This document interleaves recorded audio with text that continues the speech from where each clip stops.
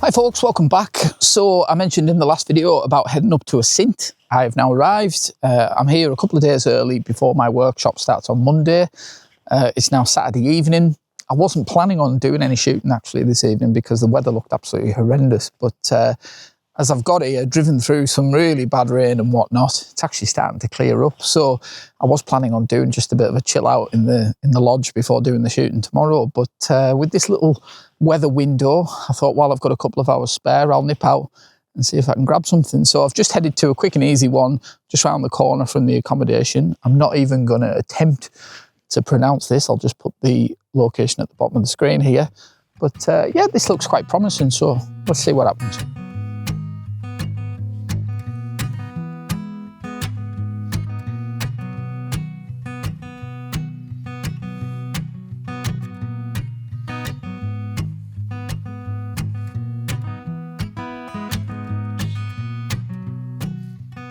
Okay, so I've made it down to the loch, and as soon as I've got down here, it started to cloud over again. But anyway, it's just a quick shoot this. I've got a little bit of time before sunset, so hopefully it clears up. Just while I'm waiting around, I have been having an absolute nightmare on this trip so far.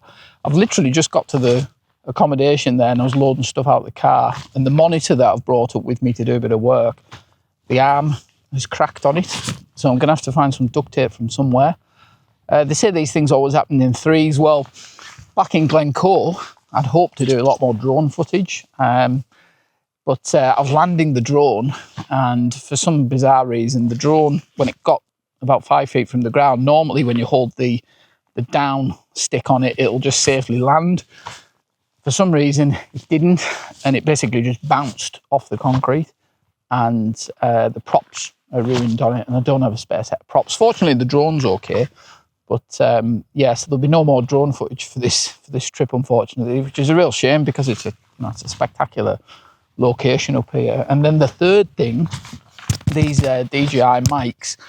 When I was shooting in the River Coople, when I got that lovely sunrise, on the way back to the car, one of the mics went in the water and it's completely fried. So fortunately, I've got two, so this is the backup. But yeah, it might come back to life at some point, who knows, but I'm not counting on it. So yeah, it's been an interesting start to this trip. I won't really be doing I won't be doing any kind of vlog specific stuff on the workshop itself.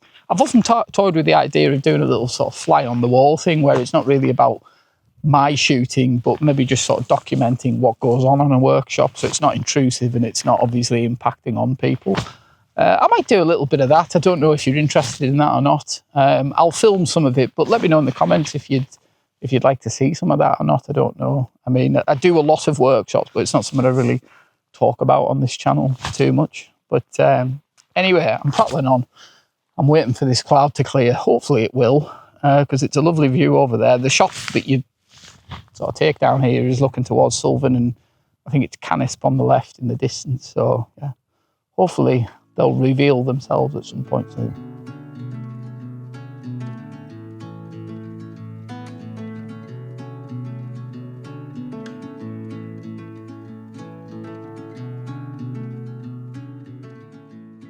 Okay, the light really has not gone out. If anything, it's got a bit darker. I'm going to wrap up at this spot here. I'm not going to go on too long here, but this shot will not appeal to everyone by any stretch, but I thought I'd just try a little something down here. This little part of the loch isn't really the spot that you see a lot of photographs from. A lot of people, when they come to this loch, they tend to, rightly so, because the view is excellent, tend to stop further back on the hill and shoot the big view towards Suilven, but we can't see that because of the cloud.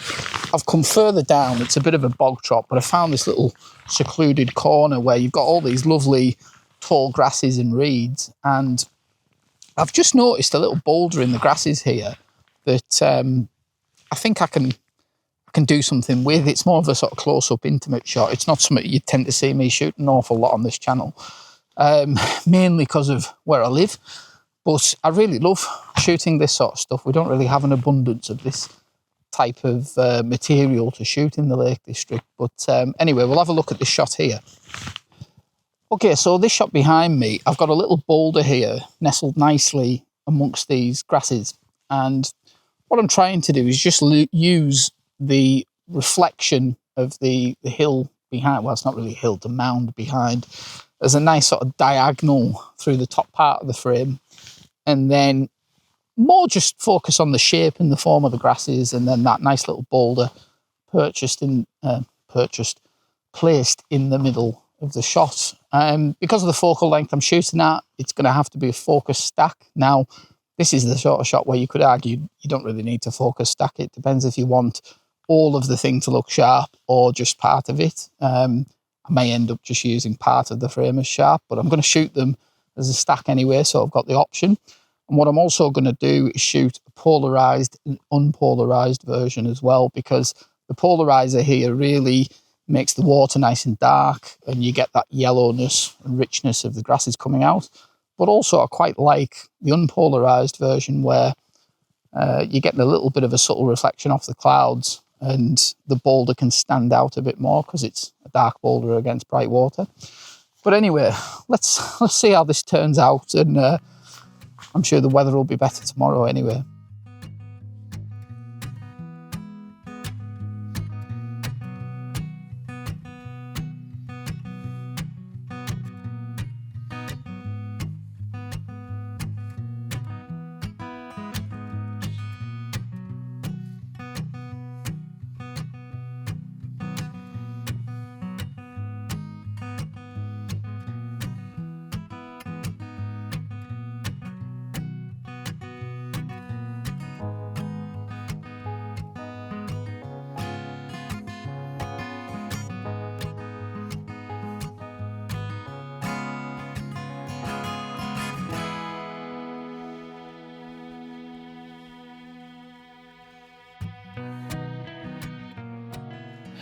All right, folks, so you joined me from a very wet and interesting walk up the side of Stac Pollaidh. I keep having to resist the urge to turn around and take pictures because some of the conditions behind me on the way up here have been absolutely stunning.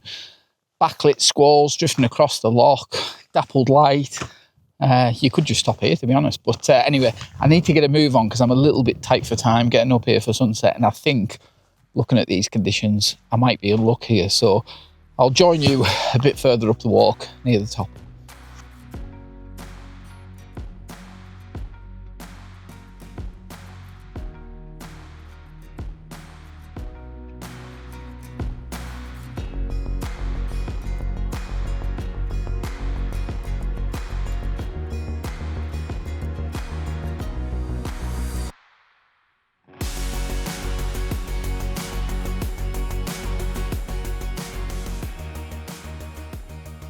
Okay, we've made it up here. I've made an executive decision just to stay about 30-40 metres underneath the summit because I am a little on the clock. I set off about 20 minutes too late up here, and there's some absolutely gorgeous weather passing in front of me here looking towards Suilven, and that's the view I want to shoot anyway, to be honest. And it doesn't get a whole lot better up there unless you want to shoot with the the spires, which I've shot a few times before anyway. I really want to get a shot in the bag down here. So yeah, I'm looking out across this view, and I think I'm going to get a bit of a soaking soon because there's another round of showers coming straight towards me.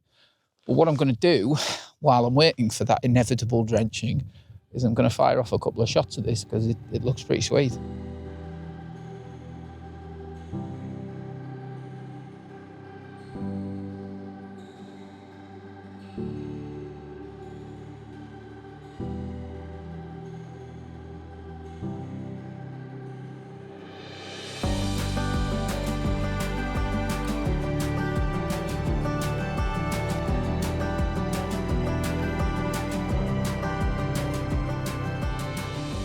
All right, so this is the kind of classic scene looking towards Suilven here, and as I speak, that wall of rain is heading straight towards me. But at the moment, before I get soaked, it's making for some great stuff. So I'm just taking shots here as it's passing over, and I'll show you the best one, but I think I'm going to have to just get the gear wrapped up here and make sure I don't get soaked. So I'll put this one on the screen.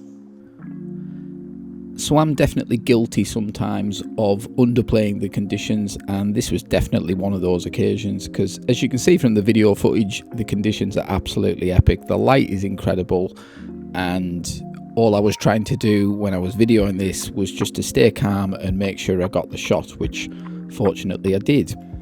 When I posted this image on social media, I made a point of saying that I really struggled to actually process the file, because the combination of colours and light here are something that I've very rarely encountered out in the landscape. Mainly around the sky, the sort of sandy warm colour that you see in the sky, I've actually toned it down a little bit in post from what you saw in the video, because whatever I did, it just looked a little alien to me. So this is what I've come up with as the final edit. Probably the hardest image I've had to process in many a year, but not bad in the end. Okay, the light right now is absolutely incredible. So I'm going to rattle off a few frames here, and I'm going to try and talk where I can. But if I don't, you'll forgive me, hopefully.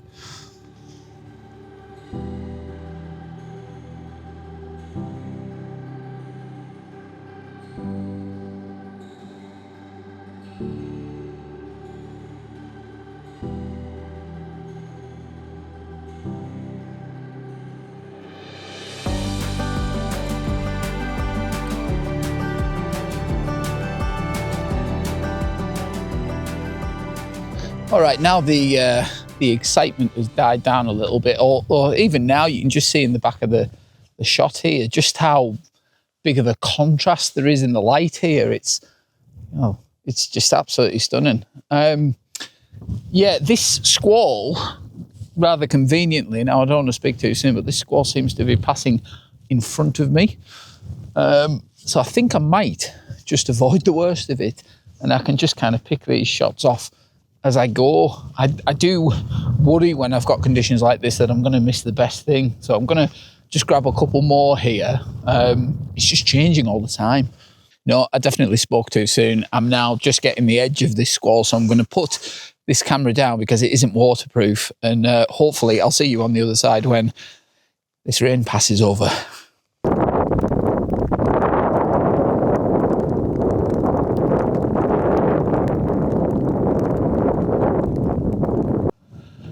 Okay, I think that's the worst of the rain passed over. I was quite lucky there, actually. I think I just sort of skirted the edge of it, so I only got a little bit wet.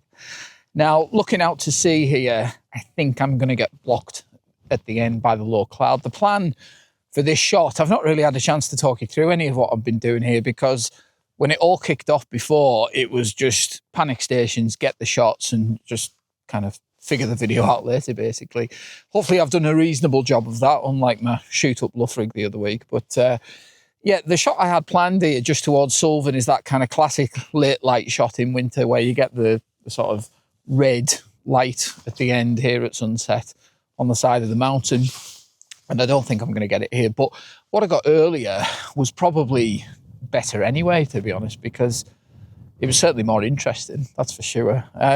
The shot itself, I haven't really talked you through this at all, but the shot itself is a nice simple one. Just looking down on the loch here, the main thing I was looking at was that there's two islands on the loch at the left and right of the frame. And I was just trying to make sure that that they had enough space on the frame edge.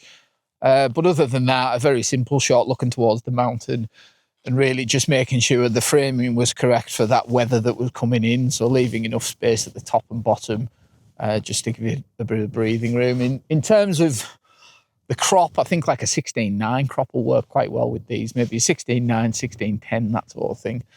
But yeah, all in all, worth the price of admission alone. That little bit that that came in before. I'm not going to leave it too long here because I need to get down the mountain before it gets dark, because I have a workshop to run, and it wouldn't be much use if I came a cropper up the mountain before it starts. So I'm going to hang around here, see if this light happens, and if it doesn't, job done. I've had a decent shoot here anyway. If I get this shot, I'll put it on the screen here, and if I don't, it's been a hell of a shoot this afternoon up Stac Pollaidh. Take care of yourselves, and I'll see you on the next one.